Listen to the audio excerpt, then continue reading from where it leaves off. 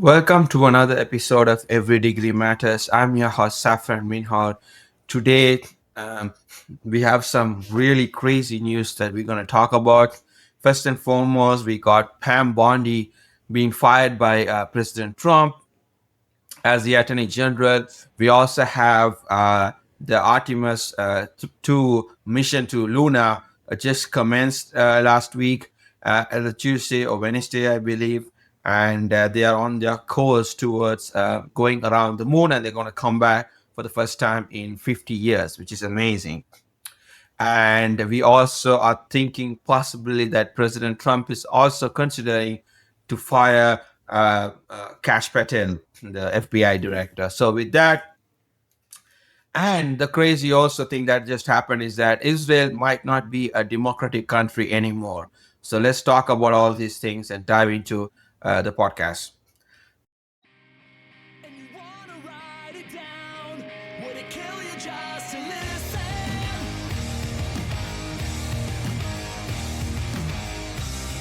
And you wanna sell it out with the words out of your position.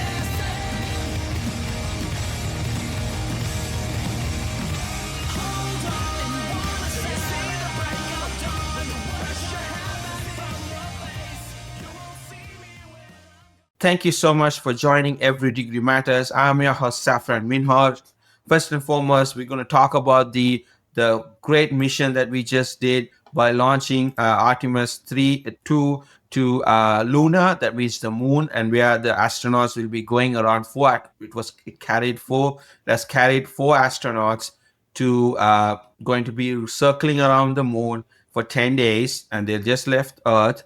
And this is the first time they're doing it since Apollo 17. That was in 1972. It's more than 50 years, which is going to be a great mission. And they're going to look at the surface of the moon, it is there, what is happening in the moon. And then this will also help us to get more further, possibly having a colonization, or maybe even having a small space station or a mission to moon, like where they actually land on the moon. So that's something that I was excited this week, which is great, which is awesome to be alive and to be watching all what has happened.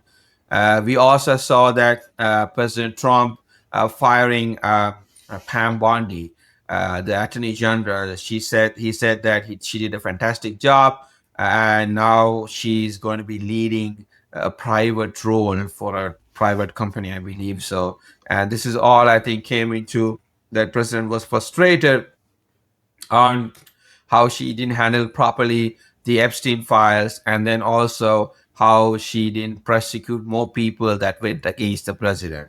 So that's what are the rumors. So allegedly, so I don't know if that is true, but maybe it is true. And I think this is the second filing we have seen. First, we have seen Christy Nome leave, got fired, and now it's Pam Bondi. And I think the next person could possibly be Kash Patel. Rumors, I don't know. That's what I think President Trump is considering that. And then also it could also be followed by Tulsi Gabbard if that continues. And I think if you look at the pathways and strategies that President Trump or the administration is firing people that has become more liable to the administration down the line. So they're kind of getting, because both of them, if you look at Kristi Noem and Pam Bondi, had a congressional subpoena where they have to testify under the oath. So then the administration would have looked at it and say, oops, we don't want to do that. So just fired them before they even had to go and testify in front of the Congress, which will happen anyways in this month, I believe, 22nd of April for Pam Bondi. So, that's crazy, but why that could be happening? That could be one of the reasons why it has happened. We also saw for the first time a sitting US president has entered a Supreme Court in this country to hear the argument about the birthright citizenship, which, the 14th Amendment, where it allows anyone who's born in this land to become the American citizen. I think I want to touch upon this. This is a crucial point where a lot of people think that it's not, we have to repeal that. And I think it's going to be something really crazy if we do that. So yeah, it will be really crazy. Looking back the history of this country, we have had a lot of people that moved in this country, assimilated, and nobody is, but particularly no one in this country is from this country. If you look at the native peoples, the Native Americans, so basically, if we remove that, everyone who has got the citizenship should be also repaid. It's kind of um, uh, like it's just like the new people come in and the old people wants to not let the new people come into this land, and it's just so frustrating to look at it and even talking about it. This land, America is an idea that I always talk about, and it has been built upon immigrants that has come to this country from Europe, from Asia, from all parts of the world that has built this United States of America, and that's where we call it as the melting pot, where people come here, assimilate. 99% of the people assimilate, just maybe 1 or 2% which try not to assimilate, and that's a good thing. And why are we trying to uh, take this right away, which was given to us by the Constitution? And also, if that's the right that if that's the pathway we want to take, that means we all have to just go around and send everybody home, because the ancestors of this country, they don't belong here. If even it doesn't matter if you are here 17th century or 16th century, everybody got citizenship by birthright. So we just need to take it out. So then nobody will become a citizen in this country, and everybody has to go back, and then maybe the Native Americans can take the land back. That's like people say, famous quote is like, nobody is free, nobody owns the nobody has to say anything on a stolen land or something like that. So, and we obviously living in a stolen land, where we stole, and then later on, we bought it. So that's like 300 years ago.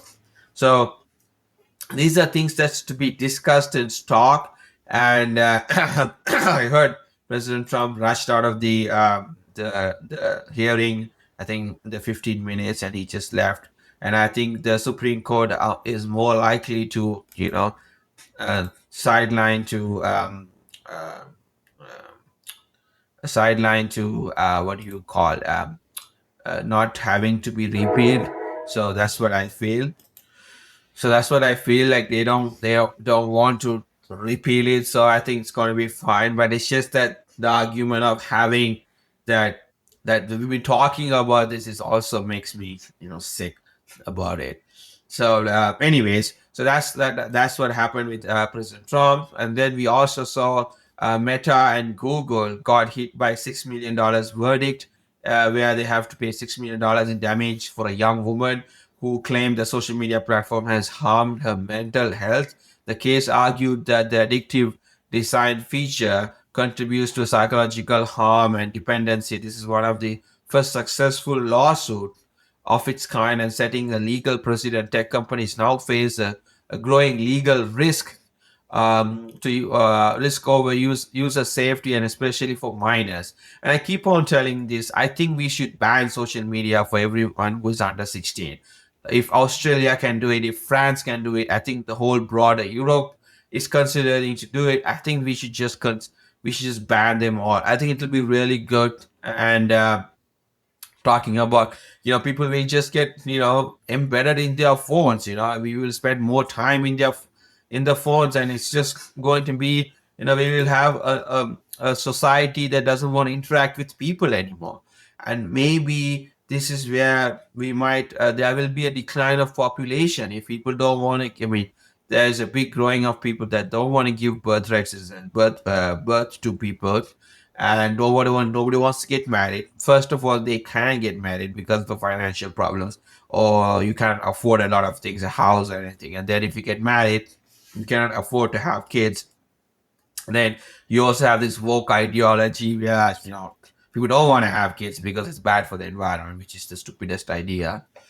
So those all things come to align, and it's just so frustrating to look at. We as human could basically be extinct from this world. And imagine if you don't have anything to do, as Elon always talks about the universal high income, if we achieve that in a bad way, how it's going to impact the society. Let's say if in a broader society, if humans don't want to anymore make kids and the population declines and we get bored and everything becomes fragile and different rather than becoming excited, because we might become more dumb. The more technology we get in, and the more technology will make us really not we look stupid, and that's what I'm afraid of. I think we need to have some regulations, not too much, but some regulation, that we still be human and we don't lose the sense of being human, which is a greater threat to humanity, rather than having all these robots. And I like the fact, I mean, Elon is saying if we have one, I mean, that's a big question mark. If we have 1 billion robots, then what will happen to humanity? Has Elon even have a thought about it? Because what if the population declines and we are now in 8 billion population, maybe it goes to 3 billion. What's going to happen then? So those are the things we have to be questioned. And we have seen a lot of sci-fi movies that's predict how the world will be if it's ruled by robots. Like, it's just going to be crazy. It's going to be not ethical. Those are the questions that we have to answer, we as humanity. If that's the pathway to go, maybe that's how the universe is meant to happen. Maybe this is where it will be the beginning of the end, beginning of the end of human civilization. And which is a really bad thing for us as humans to face this consequences that has been created by us, not anyone else. So everybody is, addicted to their phones, addicted to AI. And imagine you have a robot, and that just be your pal, and you more and more you talk to them, you don't want to talk to a human being, because human beings might not be more advanced and intellectually knowledgeable, so that you would be more interested in interacting with an advanced robot. So then what happens to talking to uh, people? So this is something really crazy and sad, I would say. So anyway, so that's something that we all have to be aware of, and I hope all these people will take right decisions at the right time. With that, let's move to one of the big things that has happened last week is that Israeli Knesset has approved a death penalty for only Palestinians who have been convicted of murder or terrorism, blah, blah, blah. And it's just alarming. I don't think Israel is anymore a democratic country in the Middle East or the nations. They always say, "Oh, Israel is the only democracy in the Middle East." I don't think they are not. They are not. I don't think they are a democracy anymore. If they have two different sets of rules for two different set of people, we don't call it a democracy. And I think it's all a question mark for us to start thinking whether America still needs, whether we should still start funding Israel with all the money, because they don't share our own values. If they don't share our own values, then I don't think we should be supporting them, particularly with this death penalty that they have been imposed. And the ministers like Smotrich and Ben Gavir from Israeli Knesset, the finance minister and the I think the defense minister, was having fun, like have opening up a champagne and have celebrating it. And I feel like this is what I have my take to say. I have been to Auschwitz and Dachau, and all the concentration camps, and I feel that this could be the beginning of what Hitler did for the Jewish people. So basically, this could be something that they will be starting to do for the Palestinian people, and then the whole world is starting to hate them. And I'm afraid the reverse psychology is going to start to kick in sooner or later, and it's going to impact the hugely Israel and the Jewish community around the world if they don't take any actions. I've been a big proponent of Israel, like they had the right to defend itself. That's what they call it, the name, and they have the right to exist as well as the Palestinians. And I feel like it's just going to be really getting bad. And this is how Hitler started. Well, like the people like Ben Gavir was the same, um, his, same replication or repeating of history what Hitler did. So that was the beginning of what Nazi people did it for the Jewish community. So I feel like they are doing it to the Palestinians now, and this is going to haunt them back so badly. And I'm telling you, that's going to be a disaster for the Jewish community around the world and for Israel as an entirety, which we need to be really careful of, because people like Ben Gavir and Smotrich could lead this. And already, for the first time in America, we are seeing more support to Palestine than Israel. That hasn't happened in 50, 70 years. So that shows an alarm that how the society is moving in America. Other countries have already changed. Their views are more, the support towards Palestine has increased, doubled and tripled, and a lot of countries have already recognized Palestine. And this is going to hit back for America because they don't align with our own values. You cannot call them a democracy if they have two different sets of rules for two different sets of people. That's not democracy in a democratic society. And they haven't also had elections. I mean, possibly Netanyahu was supposed to be having elections and he never had elections. So I feel like Israel is no more a democratic country. There's no democracy anymore since they passed this law that only goes to Palestinians, and which then comes to a point where they don't share American values. And if they don't share the American values, then I don't think we should be paying a single penny. And I also heard, which I'm going to talk about, that if we are trying to put boots on the ground, they don't want to put American Israeli troops in Iran. So why are we going to send our troops to Iran? Like why? Iran is so far away, and I just don't understand what's this going to be, going to, entitled of being happening in the first place. And Trump gave a speech on Tuesday saying that, oh, it's going to happen, blah, blah, blah, yada, yada, yada, on Wednesday night. The same old story he told, nothing has happened. He cannot find an off ramp. He thinks he can find an off ramp. He's trying to say that the state of Hormuz will be open, blah, blah, blah. But I think United States has completely lost his calculations, and President Trump has completely lost his calculations of not thinking that Iran would retaliate, not militarily, but economically, where they have been impacting all of the Asian countries and the global oil market. That's 20% of oil is not going through the Strait of Hormuz. That means a barrel of oil is right now $107. If it reaches $140 or $200, it's just going to be a disastrous nightmare, because oil and crude oil is not only being used for gas. I mean, for powering cars, we have been using for cooking. We have been using for aeroplanes. We have been using to make plastics, medicines. All of this will come to a big stall, and when that happens, and that's where we will t- turn into becoming savages, because we are human beings. We cannot deny that. So we have to be really careful. Will this lead into a third world war? I don't think it's going to lead to a third world war, but it will lead into depression. Recession will come in, and then it will lead into a big depression.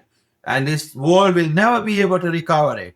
And I think Trump has to do this right decision and find an off ramp within the next 2 weeks or 3 weeks. He says he's going to attack more to 2 to 3 weeks. I don't know how long it's going to go. And we are seeing the impact. The dollar gas has been gone from $4 to $8 where I live. It's crazy. And that's the reason we really need to find an off ramp, because it's been impacting the economy. It's going to cost the midterm election. It already has cost the midterm elections. And we are going to go in the big rabbit hole. Not just us, the whole world.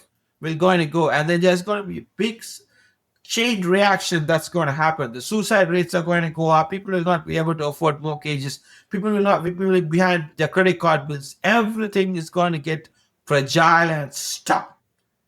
And that's bad for a country like America. And this is where I'm afraid that this will be the beginning of the end of the American empire, because we have been going to these forever wars without any plans, and we cannot survive another forever war. This country will be gone economically, gone. Like there won't be any recognizability of having United States of America anymore. That's it. And hope President Trump finds an off ramp. It's the right time to find an off ramp. Sometimes there's this quote you say, sometimes winning is not winning, you lose. That's what is happening to America right now. Today I saw two fighter jets were shot down by the Iranians, and then our brave soldiers are gone. Like, how are we going to go and find them? Yes, of course, but what's happening? And then yesterday I saw Peter said firing two of the generals. Like, what the hell? A guy who was like, I thought would do a great job, who was the host of a TV show, becoming a Secretary of Defense or Secretary of War, now they call it, and then doesn't do a good job. And I think he should be fired, first of all. I mean, listen, if they have people when they become more liable to the administration, they just keep on firing. And that's what happened in the first administration. And I think it's going to happen in the same second administration. I supported President Trump, but it always looks like I think he has been highly compromised. I don't know by whom, but it's just so sad to look at it. And then we also spoke last time is that now the reports are coming that the bullet that shot Charlie Kirk was not the same bullet that Tyler Robinson fired. So we spoke about it, and it's just all big question mark that happens. And I know for a fact it's going to be a big impact to this country. People are going to be suffering. And if the gas hits $10, $12 in some parts of the country, it will be a big disaster. And that disaster is not going to be revocable. And especially with the chain reaction of fertilizers, medicine productions, plastic production, all of this will come to a big halt in this world, the entire world. And that's where you find to start seeing inflation go up, and then that will follow a recession. That's not the pathway that I want to see where we want to lead. So that's my take on it. Hopefully there is an off ramp. If not, we are doomed. I mean, it's just there is no clear pathway, and there is no off ramp that he can take saying that we've won, and that's not a good sign. And again, why are we again fighting for this war? Because Israel is no longer a democratic country, from my understanding, since last this week, since they passed the law. I don't think since they passed the death penalty law. So that's what I feel like it. So anyway, so let's get into the other topic, because we got to cover two, three more topics. So Europe, as I told you, is planning to ban social media for youth as a whole, and I think several countries have joined it. Like Austria is considering it to ban for under 14. UK is also thinking about it, maybe limiting it for 1 day per child under 5. So those are the possibilities. I think they should just ban entire social media for 16 and below. It will be a good thing. If listen, all the tech guys who are listening to this podcast, please, I know you guys want to make money, but you all have made money. Do not kill a society. Do not kill the future generation. It's your kids. It's your kids. If they don't have a world to live in, and there's no point you all to make all this money, and then just the money is going to go into the garbage if you don't have anything to be happy and fun and talking about. So I hope they take this big decision and change everything, and have an amendment and bring this law into perspective. We also saw President Macron, you know, visiting in Japan. He just left Japan, and they've been doing a lot of economic ties between Japan and France. They're also focusing on cooperation on technological defense and Indo-Pacific security. France is trying to aim to play bigger role in the region alongside Japan, because Japan needs protection. Macron also met with the Prime Minister and the Emperor to strengthen the relationship. So that was a good thing. And Macron is also, I mean, Japan is also in the critical situation now because they import a lot of oil from Iran. So now they are also fucked up.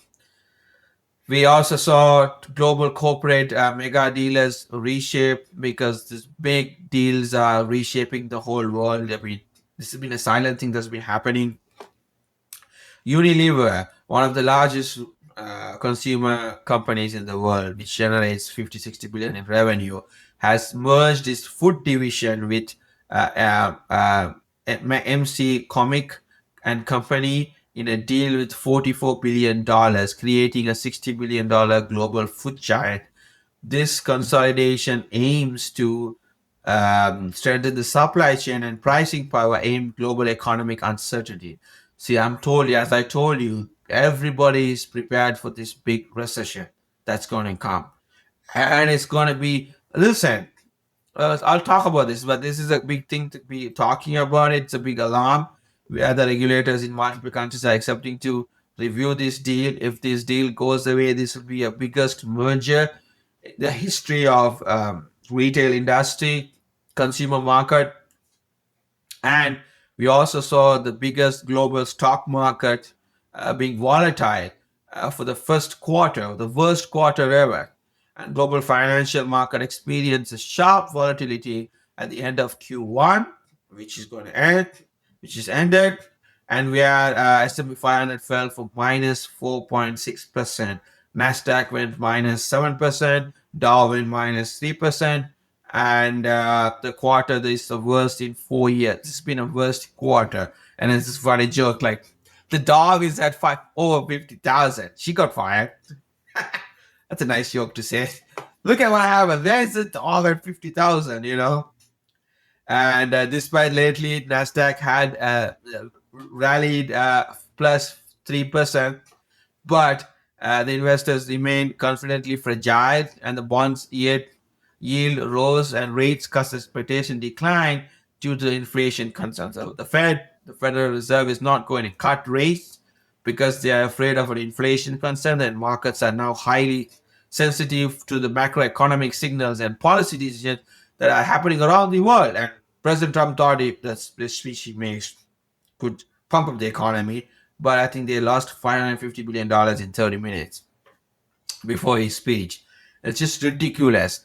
And how this is what I feel like the legacy, right? He was bad. President Trump, first year, the January 6th happened. When January 6th happened, everybody said, this is not the right thing to do, blah blah blah. And then they put him to this trial. And this trial, he was, falsely, like he was just put into this political landscape of not running to being able to run as the president.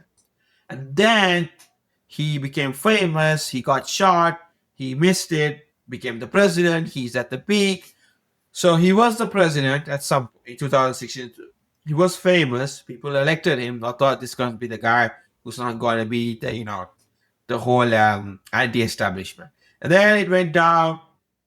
January 6th, everything happened. He lost trust and support.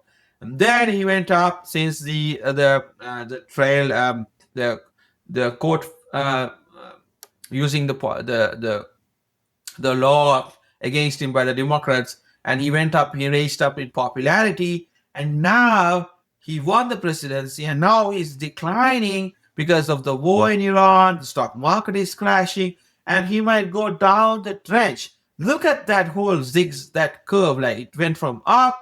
No, it went from like up, down, up, down. That's it. That's the life of any person. It's very.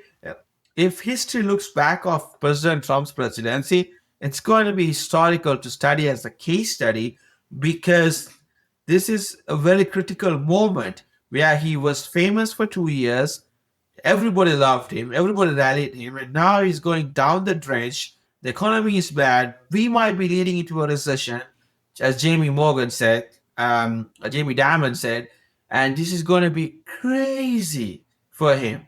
So I hope we do the course correction.